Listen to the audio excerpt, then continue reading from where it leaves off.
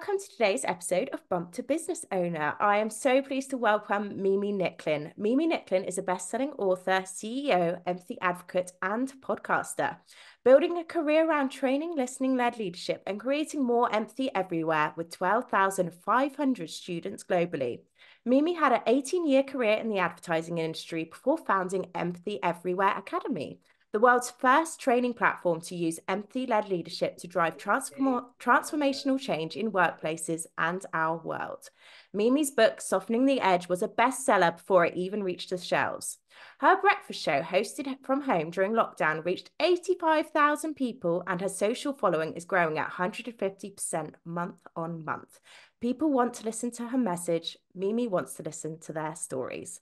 Mimi is also a mum of one, a global citizen currently in Kuala Lumpur, and her career within branding and storytelling agencies led her to become an empathy advocate. Having read her book myself, it opened my eyes to the empathy deficit and how we can play a small part individually in changing this. So thank you, Mimi, and welcome. What an intro and what a job you have. What an intro. Even when I listen to you say it, I mean, beginning of the year, and I listen to you and I think, oh, I've done okay. That sounds quite good, you know? Thank you. It. Everyone should do these podcasts, just have an intro written about them. Because I've done some podcasts where they get them to intro themselves. But I find, I don't know what you think, but as women, and we can sometimes downplay what we're doing. And I feel like, no, this is my opportunity to like let you know what you're doing and help you tell your story a little bit, although you're an expert on that. Well, thank you. It was nice to hear it anyway. Mimi, thank you so much for coming on today. And I love hearing about, because obviously, especially with what your role is and with the career you've made for yourself, what has been your career journey? I mean, starting way back, that has led you to follow this path of empathy. Yeah, I mean, it was definitely not a plan, shall we say. I mean, certainly becoming an author was, I don't think I ever thought about it ever before. I think I still don't think about it actually, even a couple of years on. But I worked in advertising my whole career. My dad was an ad man, one of the first in that very kind of Mad Men era. If any of your listeners ever watched Mad Men on I'm such a Mad Men Netflix, fan, right? so... Wherever. There we go, right? Was he creative or account side? He was creative, but he became a founder and CEO. So he was both, I guess, a bit like me. And it was real, Caroline. Like that is literally how they live their lives. So I think I grew up with this just amazing commitment to working in that industry. And advertising is one of those industries that people mainly fall into. There's not that many of us who kind of grow up saying, I want to be in advertising. And I did. So that was my path. It was amazing, actually. Yeah. Did your dad and I still to today spend time in it. Oh no, and that's a hilarious story actually. So my dad only ever gave me two pieces of advice. One of them was don't go into advertising. Clearly, totally ignored him. The second was if you do, you should start in London on a Procter and Gamble piece of business, and that one I did do. So I grew up with this commitment to going into the industry, and I researched at such a young age when I look back now, but I guess in my late teens, which agencies in London of the big global agencies had Procter and Gamble P&G business. And there was a handful at that time of big ones. So can you just explain what that is for anyone who doesn't know? Yeah. So so advertising agencies obviously have rosters of clients. And they normally, the big ones will have some really big names in there, like Procter and Gamble, like Unilever, like Coca-Cola, any of these really big brands. And brands like P&G own many other brands that you would know, like, Pantene or Downy or Ariel Liquid or Fairy Liquid or all of these home care brands, predominantly home care and shampoo and stuff. And my dad had told me that if you work for those really big guys, you're going to learn and you're going to fly faster. And I think, him and my mum knew from like 4 years old, this girl is not going slowly, right? So he gave me that advice. I looked all around London in my late teens. I found the agencies that had this particular big client. And then I applied like there was no tomorrow. And I really, I don't know why I'm telling this story, but it just came to me. I really remember being in university and sitting on a bed with a digital camera, because I guess we must have had phones, but we weren't really using them for video and stuff then, because I had to do a video application. And now, like, I mean, I could do a video application in like a minute. But then I remember thinking, like, this is impossible. I wish I could see that video. Maybe it's in an archive somewhere. But I made this video of, I can't remember what, but something. I got the job. There was 9,000 applicants, I think, for like 11 jobs or something. So the video worked. And then I spent the next sort of 18 years, more or less, in advertising agencies. I traveled the world. So I only worked in London for about 4.5 years out of university. And even though I'm British, I have never been back since. I mean, other than to visit. So those 18 years were spent predominantly in Asia, the Middle East, and Africa. I've been over here in this side of the world. And in 2018, just sort of pre-pandemic life, I got a job in Dubai. And I moved with that job. I was a single mom at the time. She was 1, so she was like a babe in arms. And I moved to Dubai and started this regional CEO role in one of these big agencies. But this time, the job description and the reality that they had sold me was entirely different to the reality that I arrived in. So I turned up in Dubai, and anyone that knows Dubai today, that city has come a phenomenally long way in 6 years. I mean, it was not a bad place before, but I mean, it has evolved so fast, and it's one of those rare places that COVID has just sped it up. Oh, really? But in 2018, it was a very different market. It was, I arrived just before Ramadan. It was like 52 degrees heat. It was quite an overwhelming reality. And the business was basically bankrupt, but they didn't tell me. So I left everything I knew and moved with my baby to a city where I knew nobody at all at the time, to take over a business that was bankrupt, that had no real clients, had been fired. I can't talk too much about it. I'm always quite sensitive about what I say, but it was extremely difficult. And Caroline, I was totally unprepared. Like, I had none of the skills to deal with that. So I guess that the last like minute of that story is that in that time, so I had come from very corporate advertising all of those years, and now I was supposed to be an entrepreneur overnight, right? Because I was supposed to fix all these things. Exactly. And I was used to having big, 20 people in finance and people around me, but in this business they weren't there. So I went to see a business coach for lunch. And in that lunch, she asked me about my leadership style. And I was talking about intuition. And I was saying, well, I am a very intuitive leader and I use my intuition for X, Y, and Z, which I had been believing and saying, I guess, for however many years I've been a leader, 10 years at that point. And she said, Mimi, can I stop you? Is it intuition or is it empathy? And I was like, no. What's empathy? Right? What's empathy got to do with anything, particularly the business world? But I left that lunch. I went away and researched it. I discovered the empathy deficit, which you mentioned in your introduction, and my life changed. So that's where it began. That's incredible. And I've got so many things to ask because I mean, going to Dubai for a new job, which even though, yes, you were sold a different job to the one you're actually getting, what do you think that's in you that made you, like, especially as you're a new mum, 2018, so it sounds like we had our children quite close together. So I'm thinking back to me in 2018. I can't imagine, especially on my own, moving across the world away from everyone. Do you think, is it your passion for the industry, or did you just know that this was going to lead you to something else that was right for you and your family? Yeah, I did it twice again since then, moved with this phenomenal young girl that lives with me in my life. I think it's passion. No one's ever asked me that, Caroline, but I think it is passion. And back to my point around intuition, although I have now reframed my understanding of leadership and certainly discovered empathy, I think in my life choices, I am quite intuitive, and it's probably a bit of both of what you said. Was it passion? Yes, because what I was being offered, I wanted to solve. I'm very ambitious, but did it feel right? Yes.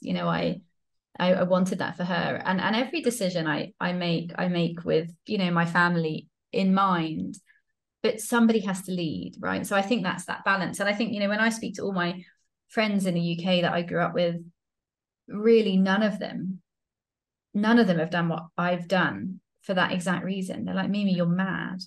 Like, Someone has to be. how do you keep moving? Well, exactly. Thank you. That's a nice way of saying that. But I think for people that don't do it, it is a lot. But for some reason, because I've always done it, I don't know, I just keep doing it, right? I love it. I love culture. I love to go to new places for me and for her, right? Yeah. Brilliant. Yes. Yeah. So yeah, I just love it. But now I'm going to stay still. I've been in Oh, Kuala are you? Lumpur for Okay. 18 months and I'm in love with the city so much, more than anywhere I've ever lived. So I don't know, call me back in 3 years. But for now, Let's see where you are in 3 years. I'm staying.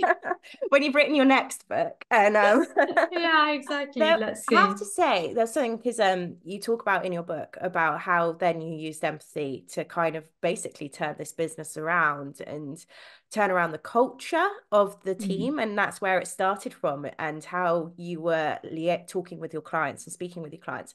And this is especially as I think it's really relevant for what we're talking about is motherhood and business. I think of myself when I had my first child, and also other friends I've seen. And actually, me and my friends were talking about this recently about how I think there's so much like you end up with no capacity for anyone else. And I think that really affects how you can give others empathy. And I've experienced it, but also seen how mm. I've been unable. So, how did it just really like amazed me how you had all this empathy and how you managed to like lead like this whilst also figuring out your early years of motherhood kind of thing, and Mm. how you approach that. And I don't know what my question is from here, but I did think that was quite amazing. So you definitely had this skill of empathy, but you talk about a lot how you can build your empathy, and it's a Yeah. skill to build. It is definitely a skill. And I think if the guests that join us today, if they take one thing away, that would be my dream for this show, is to understand that empathy is a skill set. And the more you use it, the better you get at it. Also, for interest, the more empathy you use, the less burnout or exhaustion you experience, right? So the more connected you are to other people, actually the easier things get. And you're right, empathy has two enemies, like kryptonite to empathy. One is low time and the other is high stress. So what you were explaining earlier, maybe those early years of motherhood or actually any years of motherhood, Yeah. when you're trying to balance it all, you kind of have this feeling like I can't maybe use my empathy or give any more to anybody else because I'm too busy and I'm too exhausted and I'm too full already. But what you'll find is the more open you are to listening to people, which is fundamentally empathy, the more energy you get back, the better you feel, right? So showing empathy can be a really small thing. So I went to the coffee shop before we had this meeting, this call. And I do this wherever I go. I lean into people. So I always ask them, how are you? But I do it in a way that they know I'm actually asking. I make them stop, right? Not like, hi, how are you? I'm fine. How are you? Can I have a latte, please? Right. I actually say, hi, how are you? And I stop and I look at them and I'm like, I'm asking, I really want to know, how are you? Right. And what that does is it encourages people to speak to you, of course, unless they don't want to. But most people do. And you'll have a short discussion. It can be like 30 seconds with these people. And you'll find when you get that latte and walk away, you will literally feel better, right, from that interaction. Because as humans, we are pro-social animals. We are meant to connect, right? Communication is our medium of growth. So you didn't have a specific question, but my answer to sort of some of those thoughts that you were having is, however tired you are, the more you listen, the more you connect with other people, the less tired you will be, right? It will build them and build you. And it's this magical skill set that we have. It's built into your prefrontal cortex. You are born with the ability to empathize. And because of that, as you said, Caroline, the more you choose to use it, the better at it you will get. So you should give it a go next time you're tired. That's a really helpful skill actually, because I think, and using coffee is a great one, because I guess every mum with their child will at some point be going to get a coffee, and just maybe that's a really helpful tip you've just given them, is like use your morning coffee as a time to try giving something to someone else, and and it's only a short interaction, so you're not sitting down with a friend who really needs help. You're just offering something to someone. And what I'd love to know was actually thinking about this, because obviously my business is completely virtual and I do these podcasts virtually. Do you have any tips on how that could translate on a Zoom call when you're trying to get more from someone? Look, I think people ask me this question, or a version of it, all the time. Does social media ruin our empathy? Do virtual meetings stop us empathizing? And I think the reality is all these things are platforms, right? And there are people behind those platforms. And obviously, in this case, it's us two on a screen. And I hope that at the end of this interview, you won't go away thinking, oh, she wasn't really listening to me, right? Because just because we're not in the same room doesn't mean that you can't create connection. It doesn't mean, and anyone watching, if you rewind like the last 10 minutes, you'll see how much I'm leaning in, right? That I'm really interested in being here with you. And I'm trying to make eye contact with you through a screen, and I'm using my hands, and it's natural to me because I, like you, do this every day of my life. But so the answer is no. Zoom doesn't kill your empathy or stop you connecting with people, but you do have to be a little bit more conscious of that. Because if I did sit back and did that normal media thing, smooth my seat back, that media training will tell you you're supposed to have this much between you and the ceiling. And if I sat here very formally and answered your questions like this, and yes, immediately, right, this entire Zoom room feels different with me sitting in this position. That's so interesting. You right? look so different. So different, right? The minute you come back and you're like, hey, I'm back, I'm here. People are like, oh, I want to watch these ladies. Like, I want to hear. So you have to be a bit more conscious, I think, of how you use your space. And of course, it's not the same as being in real life, because there is a tangibility to human energy, right? To who we are. It feels different when you sit with someone. But I don't think that it stops us empathizing or stops us creating. And we should make sure people know that, because otherwise, the more virtual we become, which is every day, the less connected we will be. And that's I don't know, that's not acceptable for me in our world, because we need to be connected, because that's what humans are. And I love this because you keep saying that's what humans are. And it automatically, I've been thinking about this a lot in an AI driven world. And I'm in the virtual assistant industry. So a lot of people are like, just keep asking me about it. And I think that's a lack of understanding of what VAs are as human beings as well, and how we can support our people we work with, but also represent them with other people and the humans we bring to it. And do you think this is gonna, well, you obviously do because you work in empathy, but such a conversation about what makes us human, and maybe more of an understanding for, like, the emotions of a human being and everything we bring to what it means to be human? Yeah, and I mean, fundamentally, at least from my perspective, the two most sort of simple things that make us human is that we need to be seen and we need to be heard. And when there have been studies done on infants, so if they look at two infants that are born with they're two equally sick babies, the one that gets more empathy, that is seen and heard more as an infant, will live longer. Okay, so their life expectancy changes.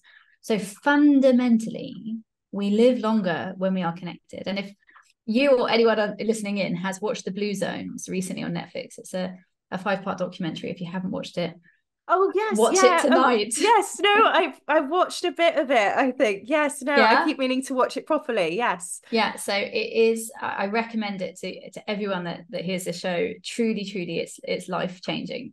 And the purpose of that show is to report back on what the blue zones are, which were established about 25 years ago, which are the parts of the world where there's the highest proportion of centennials, people that live past 100, okay? And in our westernized world, where we're constantly like saying we need to do like HIIT classes and triathlons and take supplements and all of this stuff that we live with, right? What the blue zones show, that whilst diet has a role, of course it does, and diet has a role, fundamentally life expectancy is impacted by connectivity. So belonging, happiness, multi-generational homes, so having grandparents and parents and children together, connection to your community, laughter. And this is all scientifically proven over a very long time, right? So that's why I say, for me, what it means to be human is to be seen and to be heard. If you left this call, and I know you work virtually, but if you imagine for a moment you walked into a meeting room, a physical meeting room, and nobody looked at you, nobody saw you, nobody said good morning, you just kind of walked in, research shows that within 60 seconds you would start to doubt yourself. You'd be like, what's going on? Like, you can immediately, you're like, why could no one see? Like, is there something wrong with me? Right? Within a minute. Because as people, like the baby data, like the blue zones prove, We need to be seen and heard, which is why this movement or this discussion to increase our empathy in the world is so critical. Yes, for our workplaces and the sustainability of our health in the workplace, but also for our world, right? We need to, for civility, for peace, to solve wars, right? We have to learn to listen to each other, because that's what binds us. So yeah, I think, you know, in a world of VAs, and you touched on that there, really having an understanding as to who these people are, what they need, and why they do this job, right? To be a VA or a PA is this phenomenally attentive, committed role. What's the motivator? What do they want from it? Why do they do it? What gives them that joy, that oxytocin moment in their day, you know? So there's so much you can do, but understanding is where it starts, really understanding who those people are behind the screen. Can I just say that actually really hit home when you talked about walking in a meeting room and no one acknowledging you. And for any personal assistants listening to this that have walked into a room and no one acknowledged you while you're delivering something or bringing something to the meeting, that's really hit home, because I think that might be a piece where it starts. But I think so well timed as well. I saw a video the other day about how workplaces and teams are getting angrier, especially in the UK, apparently. And that's what's interesting. And immediately now, because I've read your book, just thought of your book. And it's like, is it because they're not feeling connected? And I love your thoughts on this, because you've mentioned it a few times. If you're not connected, you are going to feel angrier at other people. Do you think is that is Yeah, there for correlations to that? sure.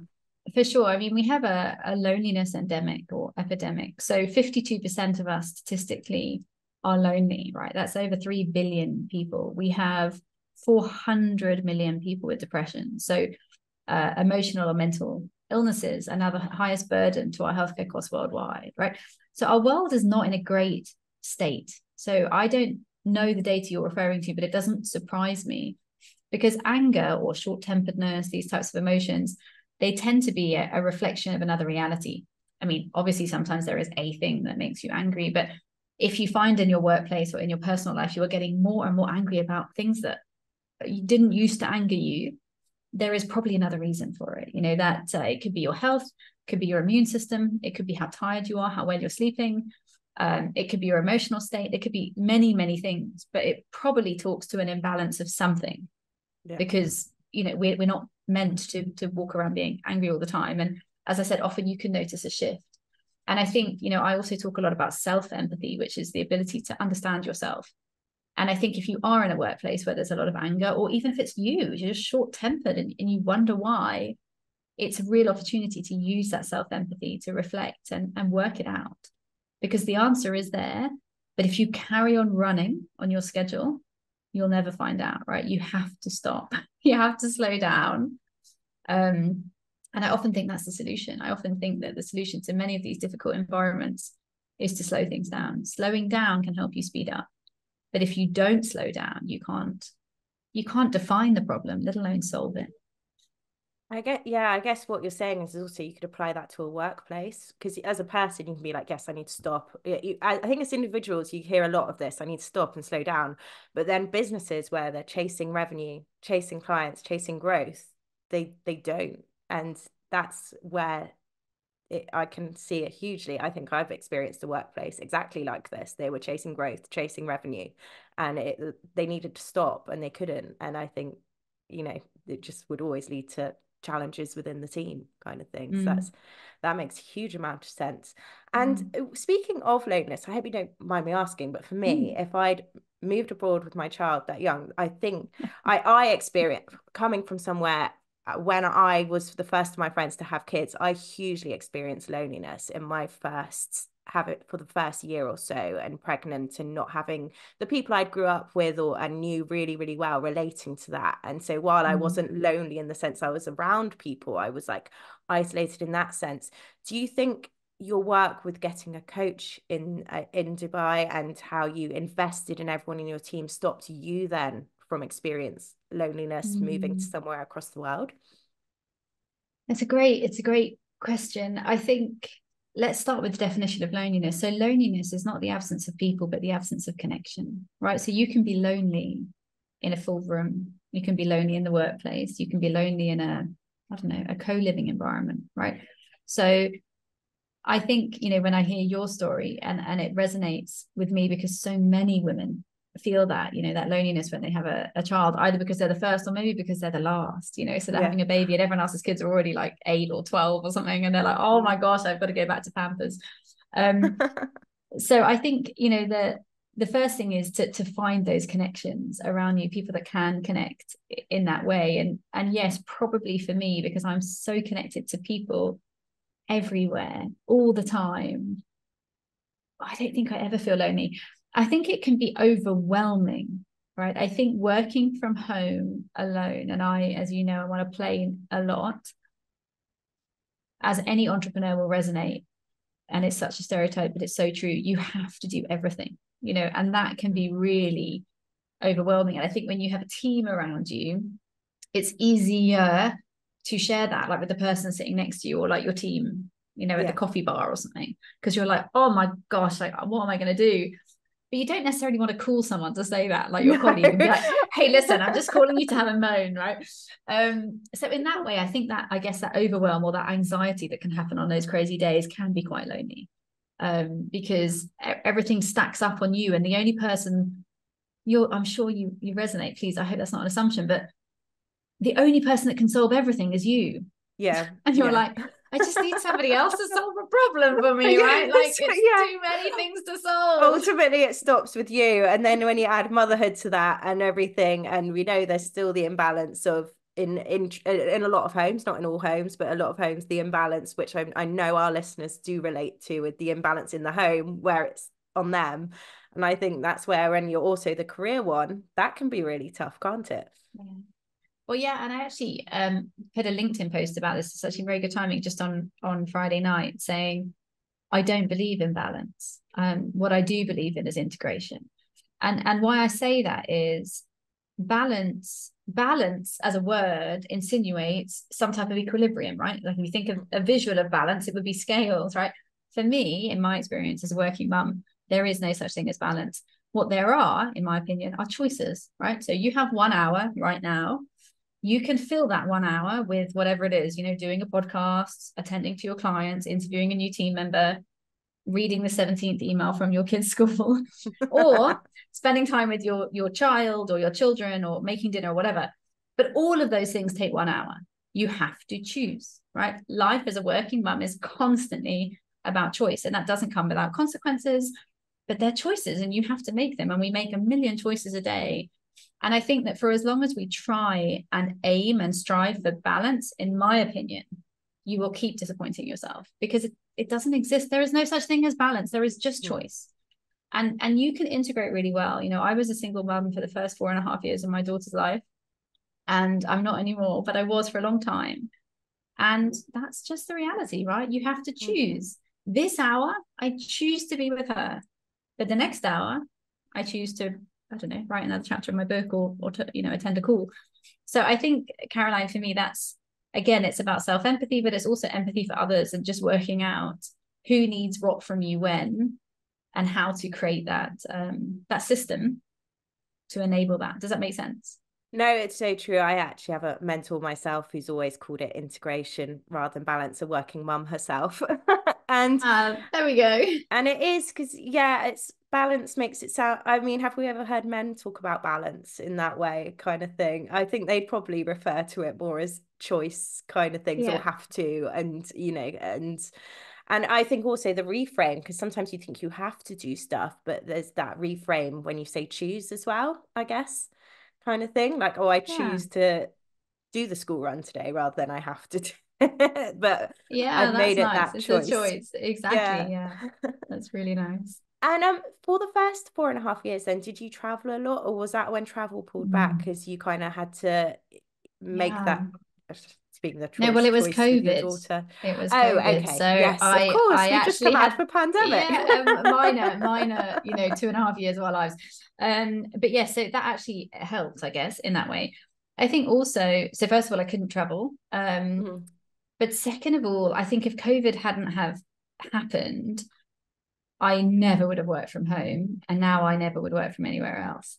Because what Ah, I've realized now, and I'm, you know, you and I touched on this before we came on air, is I can't imagine. I cannot even get my head around the thought of having to commute on top of everything else. So what I know now is, my daughter comes home from school every day at 4. She has a nanny who brings her. I live in the East, so that's far more easy for us on this side of the world than it is in Western Europe. So I'm very lucky. I have a phenomenal woman who picks her up for school from me, because it would be very hard for me to leave my office function at 4 in the afternoon, which is 12 o'clock in Dubai. Most of my work is in Dubai. So it's the middle of the day. So we created a structure, a choice, that so I will take her every day without fail, unless I'm on a plane. But this other lady picks her up. I know that she comes home at 4:10-ish by the time she's got here. And so I always try to block in my diary like 4:10 to 4:30, because I know when she opens the door, and if she does it every day, she opens the door, Mom, and I can always say, hey, baby, I'm always here, So the thought of not being here, the thought of only getting home at 8 o'clock, because that is the reality that so many working mums have. I can't even imagine it. But if COVID hadn't have happened, that it would have been my life. You would have just carried on. Of course, I would have just carried on. That was the only world I ever knew. There's nothing I could never have imagined doing it any differently. So I did stop traveling for a few years because we had to. We did move to Sri Lanka after Dubai. So in the middle of the pandemic, we did move, as you do, to a desert tropical island where nobody. So that was another adventure. Amazing. And we did a lot together, me and my little girl. We've really done a lot of interesting stuff together. Now she's 6.5, and I try to leave her home more, because she can, and she's happy. She has a stepdad in her life now, and a full structure here, so she's happy. She's like, bye, Mum. And she tells me, Caroline, she says, as long as you only choose the meetings that earn you lots of money, I'm okay. I'm like, cool. This one's worth a lot of money, babe. She's like, okay, bye. She knows. I love that. That's fantastic. And it's really interesting to hear as well, because well, I want to touch on, obviously, well, not touch on, but discuss more then your journey with empathy, but something, because of your background within agency and what you just said just then about you would have worked till, if the pandemic hadn't happened, you would have been stuck in this. It's a real, do you think it's really true? Because I know friends who've worked in agency that it's still very hard for women once they get to a certain point in life in that industry, because you're still expected to work that way, and women choose not to or can't. I do, and I'm forever grateful that I'm the CEO of those businesses, so I can set the balance of time, right? For other people in my team, and the expectations, and I'm the one that gets to say no. That doesn't mean that none of us ever work, an evening or a weekend, but it's rare actually now. If I think about it, I don't think we've worked a weekend for a long time. So amazing. Yeah, I think it's a very difficult industry, but there's many of them. I don't think it's the only one. I think if you're a doctor, if you're a lawyer, there's many of them. Yeah, but finance. Yes, I think it is finance. All of them actually, but I think the big ones. But pretty much any job you choose to do. But yeah, it is a difficult industry because you're sort of managing client expectations. But I think as I said, I'm in the fortunate position that I've been able to found that business. So I've made it so that it works. And I always say to my teams, life first always, right? So life is just more important. So if you have to go to the vet or the doctor or the school play, or I don't know, whatever it is, your husband's graduation, go, right? Like, we're not, unfortunately, solving cancer. We're making, pieces of work. So it is a difficult industry, but yeah, it is about perspective, and everything can wait most of the time. Maybe not your children, but at work, everything can wait. Yeah, no, that's great. No, yeah, I just feel like speaking with someone in advertising, that's something I couldn't brush past, because I know I have had friends who found it difficult, or were in the industry and thinking I need to get out before I get to this point in my life and go in-house somewhere. And so you spoke to your coach and they were like, is that empathy? You researched it. And you did this. Wait, people need to go read your book and discover about how you managed to turn this business around and what you brought in. There's actually things I've brought in with my business to do with music and things like that, that I was like, how can I recreate Yay! this at in my Amazing. team, but virtually? So we are trying like music Fridays here because I thought that was something I could do virtually for the team. But so how has this led, when were you like, wow, I can write a book on this? Gosh, never. Even now, I'm like, did I write a book on this? No, look, I think that process was, as I said, it was incredibly difficult. I met with the coach. I had this kind of epiphany around empathy, but it took a few months, right? I had to research it. And before I knew it, I wanted to write about it, not a book. I just wanted to write about it. And I guess it was quite therapeutic for me because I was able to write down some of the things that I was seeing and learning and how that might apply to me. And then I went away for a weekend and I came back and I had like 35 or 40,000 words. And a friend of mine said, well, why don't you write a book? And I was like, me? I was like, I can't write a book. Surely the only people that write books are like John Grisham and like a Harvard professor. She was like, no, you can write a book. So then I just got a real bee in my bonnet and I was like, okay, right, I'm going to write a book. And I went and got a publishing deal and you know, Amazing. the more I wrote. And today it's been 3.5 years since I wrote that book. I'm now writing the second. And someone You asked me, are like, writing the second. That's good. I am. Someone asked me last night at dinner, why are you doing that? Like, surely nobody reads books anymore. And I was like, well, I think they do. But even if they don't, because I have to write the second one, they can listen. And I have to write the second one because I have learned so much in these 3.5 years that I feel it's time, right? Like I did the first one, but now I have to write the second one because I have so much more that I've learned traveling around the world all these years, you know, doing this in businesses and meeting organizations. And yeah, it's evolved, you know, it evolves all the time. The world is a different place for obvious reasons since 2019 and 2020 in such a short time. So I can't remember what your question was, but that's how I can't remember. I actually literally can't remember what your question was. Writing the book. Yeah, no, that's why I wrote it. Yeah. And that is such a good point. I love what you said about that. Someone saying, why write a book? No one listens to books. And I think that is something I've experienced. I've not written a book, but about like the podcast. Why are you doing the podcast? Who's gonna listen to it or who's gonna do this? And I think so many women will be listening to this who have a drive to do something that doesn't look find like something immediately you're going to make loads of money from or is going to make you rich, and they're like, why are you doing that? And especially when you've got a kid or kids, it's like why kind of thing. And I think it's because I it'd be interesting to discuss this because is that their own limiting beliefs coming out on you and it makes you question why you would do something. Yeah, but I mean, I feel like you love it. Do you love it? You love this podcast? I feel like you do. I do. Yeah. Well, there you go. I get to right? talk to people like you, Mimi, and I'm learning and bringing stuff in my business thanks to stuff I've learned. So it's quite selfish, really, this podcast. Well, I don't know, maybe, but I mean, I think most of us, most of the time, if you're doing anything that is above and beyond what you have to do, you're doing it because, well, at the very least, you like it, right? But most of us love it, you know, whatever that is, whether that's your, I don't know, workout routine, or it's a podcast, or it's a side hustle business, or, you know, you become a coach. And I know loads of coaches who don't charge for their coaching because they actually have a full-time job, but they qualify as a coach because they're interested in it. And then they just do it for free. They see like 3 people a month. I heard from a gentleman this morning who I spoke to on WhatsApp. He said, yeah, like I've got another 3 clients. I know he doesn't charge them. He just does it because he loves it. Right. But people could say to him, like, Danny, why are you doing that? Like, you have a job and a family and a life. Why are you coaching people for free? But he's doing it because he loves it and because it fuels him as well as them. So yeah, I think there is a huge part of that, Caroline, which is why I write another book. I just feel like I absolutely have to. Right? I just want to. I want to continue on that. And is it going to make me any money? No, because to any aspiring authors, FYI, there is no money in books unless you are aforementioned John Grisham. Then you're probably okay, right? But for most of us, you know, I think a book is it's about progress.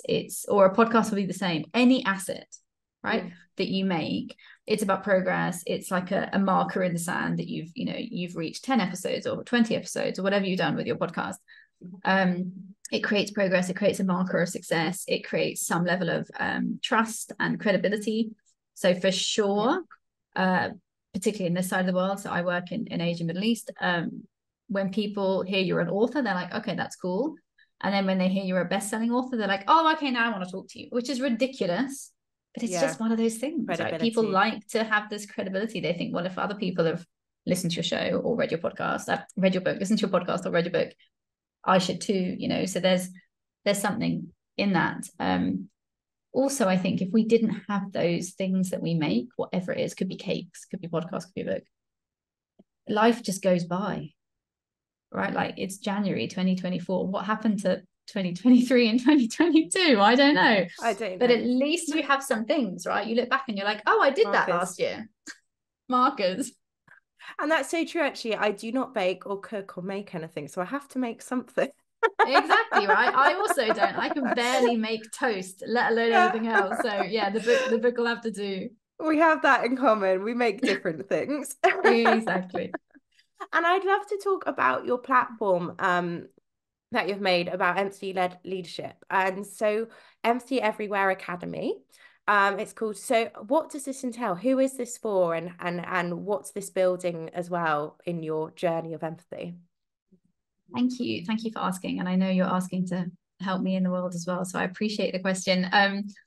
I guess for 3.5 years, this journey, this empathy journey has been and remains to be, but has just been a passion project. And I never really expected it to earn me any money because that wasn't the goal. I mean, I wasn't doing it to make money. And to a certain extent, I'm still not. But what happened in those 3 years was, as we discussed, the book became a bestseller and all these things happened. These markers in the last 3 years happened. And suddenly I had corporate clients. And now I have this unbelievable client list of clients like Coke and the Metropolitan Police Service and governments of 6 countries and all these amazing people, right? Yeah, the Met. I did work with the Met. That was amazing, but I'm not sure we put any more empathy into the Met, but we tried.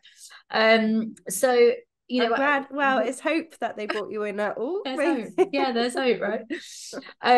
So, you know, what I realized, and for a long time, people asked me to do workshops, and I was like, no, I don't do workshops. And then in 2023, I was like, maybe I can do a workshop, right? So talking about limiting beliefs, the reality is I had managed or led rooms of people my whole career. But the word workshop made me feel like, oh, no, I can't do that, right? I can't lead a workshop, even though actually I've been doing that my whole career. So eventually I got over that limiting belief and did my first workshop. Not that long ago. I had done lots of keynotes, but workshops are different, right? So probably in April last year, I finally did it, and I did a half-day workshop, which felt like a big thing because normally you go on stage, you speak for 40 minutes or an hour, and then it's done. To hold a room on your own for 4 hours is a thing, right? You have to worry, do I have enough content? Is there too little content? How long should the coffee break be? It's a different skill set. Once I'd done it, I was like, oh, that was fun. Right, that was great. I loved it. And then obviously I went on and did more and more of them in the second half of the year. And where that led me by the end of the year was to say, the challenge is now, and probably for many of us as entrepreneurs, female entrepreneurs in this case, is you can't scale yourself. So I can't be on stage in Belgium and Dubai and Kuala Lumpur all at the same time. So if I can't scale my own time, what can I scale? And then I thought, well, the courses are something I could, legitimately pre-record and put my heart into and put them out there because apparently millions of people take pre-recorded courses. So that's what we did. I got together with some people that agreed to help me produce it and do that. And I took the step to rebuild my website, which is happening at the moment, to build a fully fledged course website. We also have a store on there, and the site is separated into professional growth and personal growth. The professional growth is very much around listening-led leadership and transformational organizational empathy and these types of things. And those courses are slightly more high ticket items, right? These are 6 module, you would go to university and do a course, and actually it's going to be accredited by a university in Asia. So you will actually get accreditation and a certificate for that. And it can be done virtually, or it can be done, in your organization. We also took the step to create a faculty of coaches within Empathy Everywhere, so that when you take those workshops, you can then get access to coaching to activate that training. Because what I realized is you go in and you create such amazing energy, and people are like, yes, I want to listen more. I want more empathy in my team. I want to be a listening-led leadership like expert, Mm. but then they leave and, you know, go back to the day job. So Yes, yeah, I've spoken to a lot of people who are creating change in various ways, and then it's like they do the workshop, and then everyone's like, "How do we apply this now?" exactly. So we decided to build a small faculty. Hopefully one day it'll be a big faculty of coaches who can then specifically coach you around the course content. So you can ask questions and say, yeah, listen, I'm totally in with this course, but my boss isn't. So how do I manage that, right? So that's the one side of the site and the academy. And the other side is in personal growth, which is more around the self-empathy. And I have a community called Open Room, which is a free WhatsApp-based community. We're about 200 people now. And I realized, again, this is like talk about not trusting your gut or something. I mean, they ask me all the time for all of this kind of more personal growth help. And I keep looking around like, are you asking me? Like, why are you asking me? I don't know. But apparently I do know. So I started to systemize that and apply all of this empathy thinking to us, not just the workplace, but to us as people in the world. And some of the, we won't go into politics now, but some of the things going on in the Middle East in the last quarter of the year made me think we need more action in our personal lives as well to help people have skills to represent themselves with self-empathy and to listen to others in our personal lives. And what we know is that when empathy is low, all of the isms are high: racism, ageism, nationalism, all of them, right? So I decided to build the personal growth part of the website into there. We'll have some courses around confidence and speaking up and professional speaking and those types of things, which fundamentally are connected to the professional side, right? Because they're skills that make you better at your work or better in your job. But they're far more affordable, shorter, like, you know, 45 minutes or an hour, also connected to the coaching academy, so that people can come into empathy either way, either with a business goal and perhaps a business budget or just more money to spend, or these smaller modules, which they can also get a lot of through the Open Room community as well, which is free. So don't tell everybody, because then they'll get it all for free there. But either way, we're learning from the community and then replicating that on the academy. And I don't know, Caroline, we'll see, because it only goes live in Feb. But that's so I hope exciting. it works. And I loved what you said there about like the personal development going with the professional, because it's so true. As I'm a people business owner, and I listen to podcasts from others who are like, I would never do that again, because they really struggle with the people side of things, because there's always something. I think sometimes when people say become solopreneurs and then they scale, they don't think they're going to be doing all the work, and then it's just another piece of work that you're doing. And it's made me realize, it just would love your input on here, like how much of this is about awareness of empathy and listening led leadership, is the fact that people are struggling with other people that aren't like them, and maybe doing that work themselves will help them deal with people that aren't like them, because I know it has for me, that's for sure. Yeah, I mean, I think the key thing around being able to listen, you have to be able to suspend judgment. You have to be able to give up the right to be right all the time, right? Because to listen, you have to actually hear people. And if you're so busy waiting for your opportunity to respond, you're not hearing them, right? So I think, and it's not our fault. Judgment is always seen as a really bad thing. We have to make judgments, because as humans, we need to judge our safety every day, every second of every day, right? For our children, for ourselves.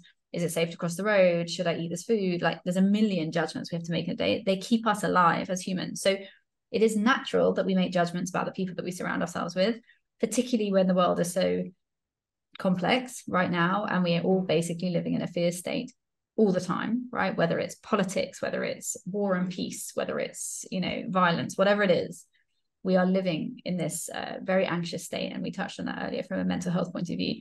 That makes us even more judgy, because we're scared. You may not know you're scared because it's living in your subconscious, but you are, right? You're living in a fear state. And that's, for many people, it's been the case since COVID. So to be able to listen better, to be able to understand people that aren't like you, you have to be able to suspend judgment enough to listen, right? Which means just hear them. Doesn't matter if you like it, doesn't matter if you agree, just hear them, right? But to suspend judgment, you have to work on yourself, right? Because that's the only person that can do that is you. So yes, it is very cyclical. Our ability to listen as a society relies on you making a decision to listen as an individual.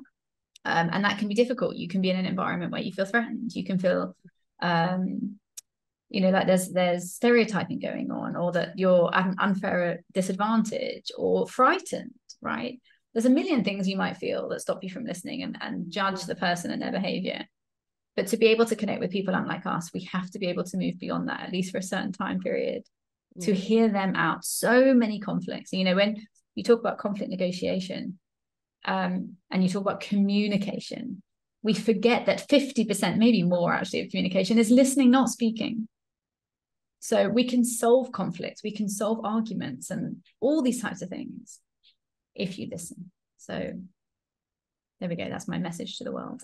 I think that's a lovely listen. message to the world, because I was about to ask, like, you know, for any future founders, leaders here listening who are also mothers and just interested in finding out more how they could support the people around them and their teams, if you had any tips. And I think you've just ended on it, really, is like listening. It can solve so many of the world's problems, so many of your problems, to every one of you listening. If you just give it a go. Like, again, I mean, you can find loads of this on my Instagram page at Mimi Nicklin. You can join the community. We give it every other day. We post on the community, and there's every other day we give tips on this. We give downloadable PDFs and models and all kinds of stuff, right, to help people listen more. But the minute you do it, you see a difference. So it can change our world, but it will also change your world, you know, with your husband, with your kids. Can you imagine how many broken marriages we could change, or how many difficult parental teen or parental toddler, for that matter, pretty sure they're the same thing, but parental teen relationships we could fix, right? If we were able to listen. Or can you imagine if leaders were judged on how well they listen versus how well they speak, right? How we could change things. So I would just encourage anyone to really try it. Try to listen more than you speak, as a leader, as a mum, as whoever you are, wherever you are, and see what happens, because amazing things happen. And back to the coffee shop earlier on. Lean in. I was thinking that. When you start to listen to people, you learn miraculous things. And you see things that you'd never seen. Like if you have a commute, or even if you don't, you take your kids to school or whatever you do every day, tomorrow when you do it, try and look at it different. Try and listen to that commute differently. Hear it differently. See the same coffee shop and the same Costa and the same number 10 bus or whatever it is you're doing, right, differently. Honestly, please, can someone DM me and tell me you did it? Because it's just amazing. It changes your outlook on everything. So yeah, listening is a superpower. You just perhaps underutilizing it. It really is. And, you know, I know from someone who comes from a place of not being a good listener that things like this podcast helps me do that. And it's something and once you're aware of it and can judge your listening skills, we can all do better. Thank Mimi, that was so inspiring. Thank you. And so when people are DMing you to tell them about what has changed for them, how well they listen, get my son to DM you and tell you how much his mummy's done better at listening. But where can we find you to connect with you? So you can find me at Mimi Nicklin. That's MIMINICKLIN, at Mimi Nicklin on Instagram, or actually basically everywhere. I don't know, TikTok and all those platforms. But fundamentally, I really live on Instagram and LinkedIn, which is /Mimi Nicklin, or via my website, which is empathyeverywhere.co. Wonderful. Oh, well, thank you so much, Mimi. I really appreciate it, because you're in Kuala Lumpur and I think it's really late there. So at our time of recording, but no, thank you. And I look forward to hearing more about what's next for you and your second book when it's out. Well, I want to thank you, because you're not a bad listener at all. You are a brilliant listener. And I really enjoyed it. And I want to thank you for inviting me, and also for taking time to read the book, because for every person that reads my book, it is just a great gift, because it's like, wow, it was worthwhile. So I really appreciate it. And for all the women that listen to you, thank you for doing it, because I know as a podcaster how much work goes into this, and it was an absolute joy. So thank you for having me. Oh, thank you. That's very kind. Thank you.